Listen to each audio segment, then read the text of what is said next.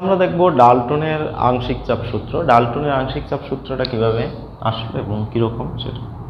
তাহলে দেখো যে ডাল্টনের আংশিক চাপ সূত্র।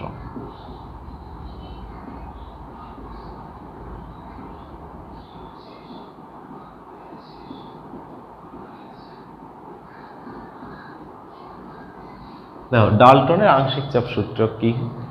তাহলে আংশিক চাপ সূত্র জানার আগে বা আলোচনা করার আগে আমাদের জানতে হবে যে আংশিক চাপ কি। দেখো আংশিক চাপ, আংশিক চাপের সংখ্যাটা আমি লিখবো না, একটু বড়, এই কারণে যে এটা যে কোনো বই থেকে তোমরা পড়ে নিবা এবং আমি একটু বিস্তারিত বুঝিয়ে দিই। যে এইখানে ধরো একটা গ্যাস আছে, গ্যাসের মিশ্রণ আছে, অর্থাৎ এটা একটা পাত্র, তার আয়তন ভি এবং চাপ হচ্ছে পি। তাহলে এই যে আয়তন এবং চাপ পি, এর মধ্যে ধরো এ একটা গ্যাস, বি একটা গ্যাস, সি একটা গ্যাস, ডি একটা গ্যাস।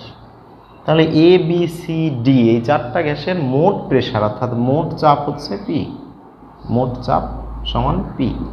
এবং এই সময়ে এই মিশ্রণের আয়তন অর্থাৎ মিশ্রণের আয়তন হচ্ছে ভি। তাহলে দেখো মিশ্রণের আয়তনটা ধরলাম কত, ভি। এখন এই যে পুরো আয়তনটা অর্থাৎ ধরো যে এই ভি আয়তন অর্থাৎ মিশ্রণের পুরো আয়তনটা ভি এ একা দখল করছে, তাহলে আগের মতো কি একই পরিমাণ চাপ দিব? কারণ এখানে তো চারটা গ্যাস আছে গাদাগাদি করে। তাহলে এই যে মিশ্রণ অবস্থায় সে কিন্তু চাপ বেশি দিতে আছে, ঠিক আছে। একই আয়তন দখল যদি করে তাহলে সে ধরো পি এ চাপ প্রয়োগ করলো, যেটা অবশ্যই মোট চাপ থেকে কম। তাহলে এই যে পি এ চাপ প্রয়োগ করলো, এই চাপটাই হচ্ছে এ গ্যাসের আংশিক চাপ।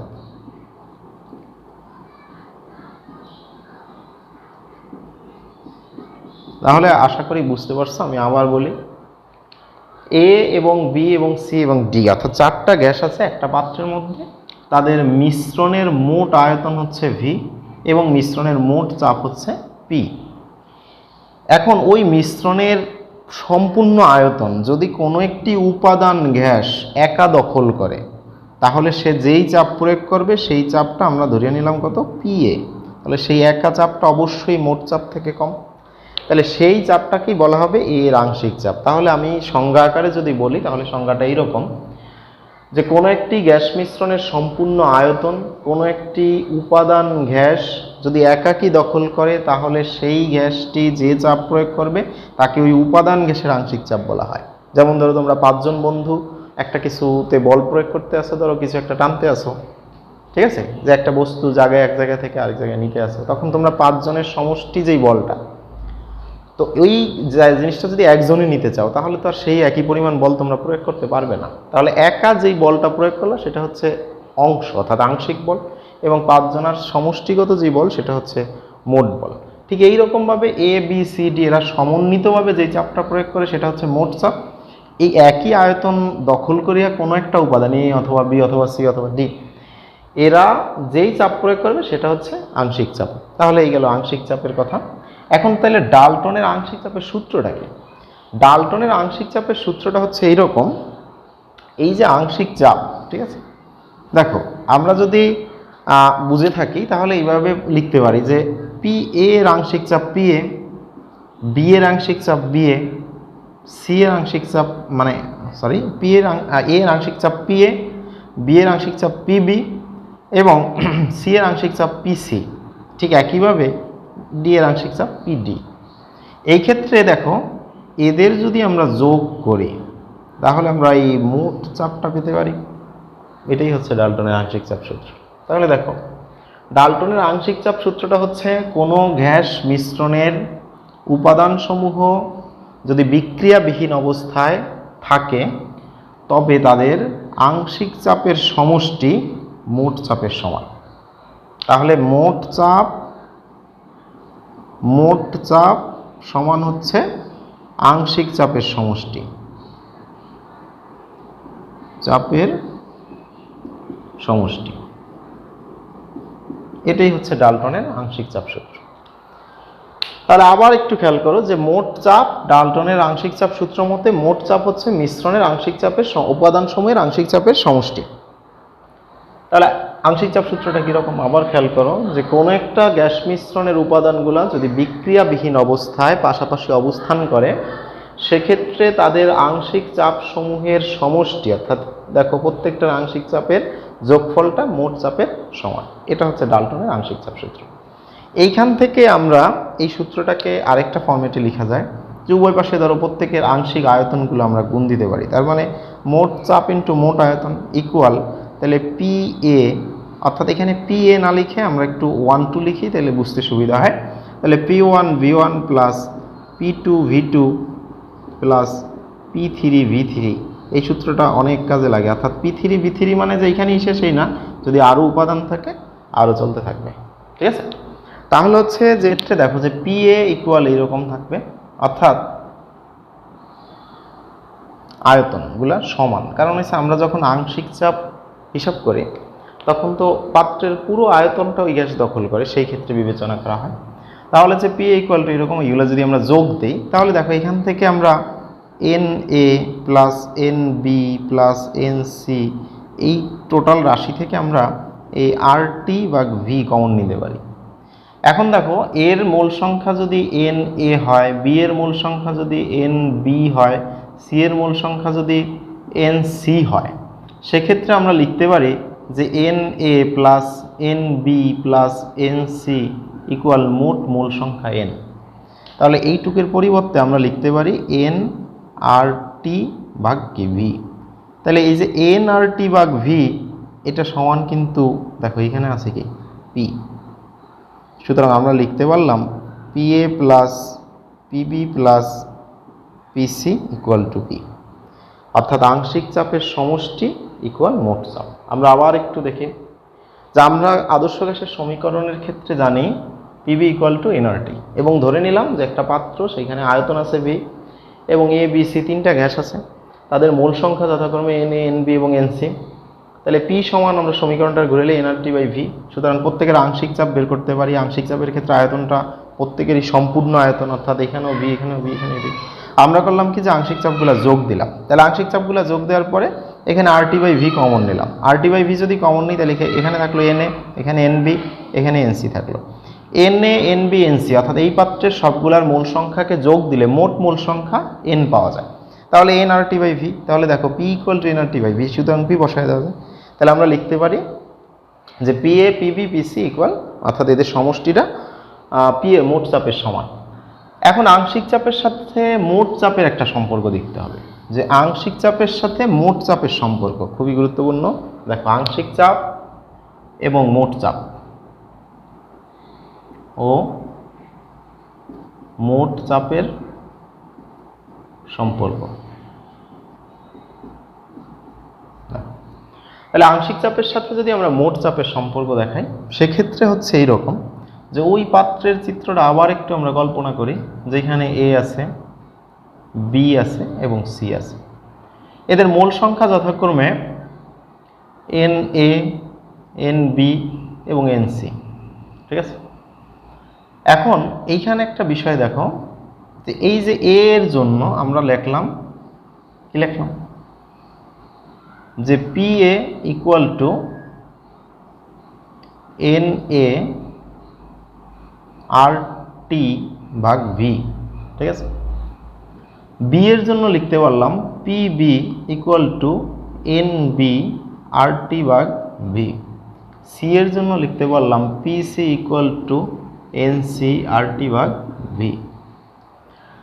এখন এই প্রত্যেকটা সমীকরণকে আমরা যদি পিবি ইকুয়াল টু এনআরটি দ্বারা ভাগ দিই, খেয়াল করো এইখানে যদি আমরা ভাগ দিই, এখানে ভাগ দিই, এখানে ভাগ দিই, তো এখানে দেখো যে পি এ ভাগ হচ্ছে, বা এখানে দেখো এই সমীকরণটাকে আমরা একটু ঘুরাইলাম, PB equal to N A R T.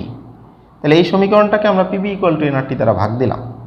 তাহলে ভাগ দিলে দেখো পি এ ভি ভাগ PB equal to N A R T ভাগ এন আর টি, অর্থাৎ পিবি ইকুয়াল টু এনআরটি দ্বারা ভাগ দিলাম।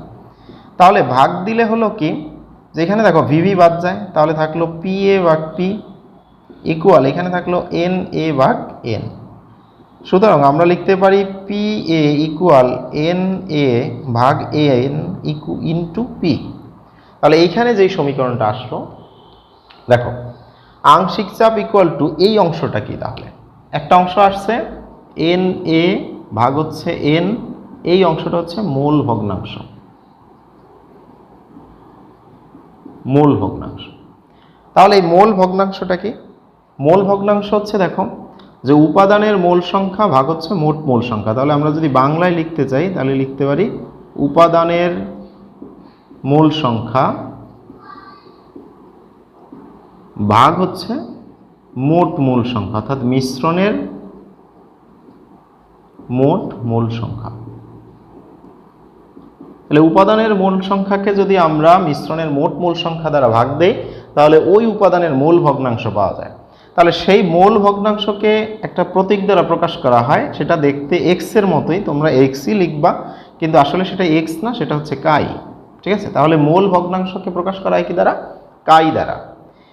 তাহলে এক্স এর মতো দেখতে সেটা আসলে এই রকম টাইপের, এই অর্থাৎ যে কাপ্পা বা এইরকম, অর্থাৎ এই কাই। ঠিক আছে, তাহলে এক্স এর মতোই লেখা থাকে বইতে, আসলে মূল ভগ্নাংশকে প্রকাশ করা হয় কাই চিহ্ন দ্বারা। কাই চিহ্নটা এক্স এর মতো কিছুটা, অর্থাৎ এটা এক্স না।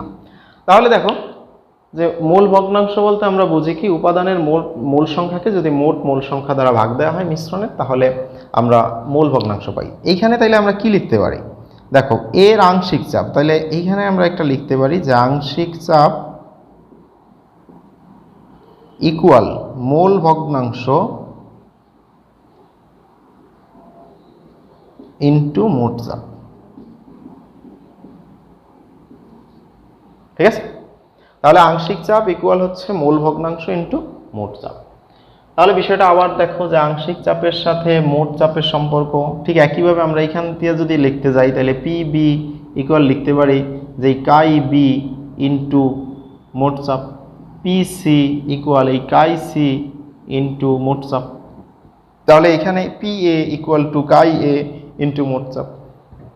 তাহলে প্রথমে হচ্ছে যে কোনো একটা আংশিক চাপ বের করলাম, সুতরাং P A V equal to N A R T. তাহলে এই সমীকরণটাকে আমরা আদর্শ গ্যাসের সমীকরণ দ্বারা ভাগ দিলাম, অর্থাৎ পিবি ইকুয়াল টু এনআরটি দ্বারা। তাহলে বাম পক্ষকে বাম পক্ষের সাথে ভাগ দিলাম, ডান পক্ষকে ডান পক্ষের সাথে ভাগ দিলাম। তাহলে এখানে আয়তন আয়তন বাদ গেল, পি এ বাই পি, এখানে আরটি আরটি বাদ গেল, থাকলো এন এ বাই এ। এখন প্রশ্ন হচ্ছে যে এই এন এ বাই এনটা কি? তাহলে এন এ বাই এন হচ্ছে উপাদানের মূল সংখ্যা। দেখো এর উপাদানের মূল সংখ্যা, এ একটা উপাদান এই মিশ্রণের, তাহলে মোট মোল সংখ্যা। এখানে ভাগ দিলে আমরা একটা মানে নতুন রাশি পাই, সেটাকে বলা হয় মোল ভগ্নাংশ। মোল ভগ্নাংশকে কাই প্রতীক দ্বারা প্রকাশ করা হয়। এই কাই দেখতে এক্স এর মতোই লাগে, তোমরা এক্সই লিখবা, সমস্যা নেই। তাহলে এখানে আমরা লিখতে পারি যে আংশিক চাপ ইকুয়াল মোল ভগ্নাংশ ইন্টু মোট চাপ। ঠিক আছে, তাহলে এখান থেকে অনেক সময় এমসিকিউতে আসে যে এ আছে 25%, ঠিক আছে, এবং মোট চাপ আছে ধরো 20% আছে, এ আছে 20%, অর্থাৎ মিশ্রণে এ ইকুয়াল 20% এবং মোট চাপ এখানে একটু ব্লার হতে পারে। দেখো এখানে মোট চাপ সমান দেওয়া আছে ধরো 10 অ্যাটমসফিয়ার। তাহলে তোমার এই পি এ মানে আংশিক চাপ কত? তাহলে আর কোনো কিছুই চিন্তা করার দরকার নাই, এই 10 অ্যাটমসফিয়ার আর এই পার্সেন্টেজটা গুণ দিবা, তাহলে সরাসরি এমসিকিউতে উত্তর পাইবা 2 অ্যাটমসফিয়ার। ঠিক আছে, তাহলে অঙ্ক করার ক্ষেত্রে তোমার বিস্তারিত করতে হবে, কিন্তু যখন এমসিকিউর ক্ষেত্রে শর্টকাট খুঁজবা তখন হচ্ছে যে পার্সেন্টেজটা দেওয়া থাকবে, অধিকাংশ এমসিকিউতে এরকম থাকে, অথবা মূল সংখ্যা দেওয়া আছে তাদের ভাগ দিয়ে তুমি উপাদানের মূল সংখ্যা বের করতে পারো বা কত পার্সেন্ট আছে সেটা বের করতে পারো। যাই হোক, যদি এইরকম থাকে যে পার্সেন্টেজ আছে, অর্থাৎ এ ইকুয়াল টু 20% এবং এই মিশ্রণের মোট চাপ 10 অ্যাটমসফিয়ার, তাহলে এ এর আংশিক চাপ কত? তাহলে এ যেহেতু 20% আছে তাহলে এ হচ্ছে 2%, অর্থাৎ 10 অ্যাটমসফিয়ারে 20% হচ্ছে 2। তাহলে এইভাবে আমরা আংশিক চাপ এবং মোট চাপের, তাহলে এখানে দেখো যে আংশিক চাপ এবং মোট চাপ এর সাথে সম্পর্ক। তাহলে এখানে একটা বিষয় একটু মনে রাখবা যে আচা ইকুয়াল হচ্ছে এই মো আর এই হচ্ছে চাপ, অর্থাৎ মোচা। এটুকু একটু মনে রাখলেই তোমার সবটা মনে থাকবে যে আচা ইকুয়াল টু মোচা, অর্থাৎ আংশিক চাপ ইকুয়াল টু মোট চাপ, মূল ভগ্নাংশ ইন্টু মোট চাপ। ঠিক আছে, অথবা অনেক ক্ষেত্রে মো ভ মোচা লেখে। ঠিক আছে, যে মো ভ মোচা এরকম। তাহলে যাই হোক, সূত্রটা মনে রাখতে হবে, যেইভাবেই রাখো। তাহলে আংশিক চাপের সাথে দেখলাম আমরা ডাল্টন আংশিক চাপ। তাহলে আমরা আগামী ক্লাস থেকে গণিত